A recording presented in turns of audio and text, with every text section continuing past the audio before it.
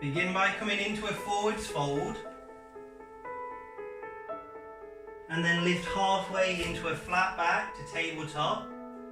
Bring your hands down onto your yoga blocks.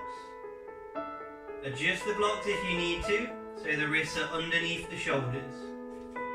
Maintain that flat back, standing onto your left leg.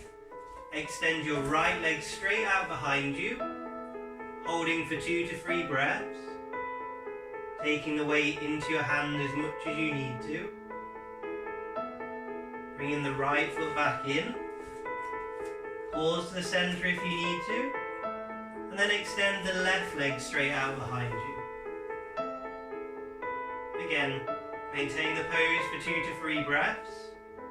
Taking the weight into the hand as much as you need to and onto your blocks. Bring the left foot back down. Unfold out of the pose.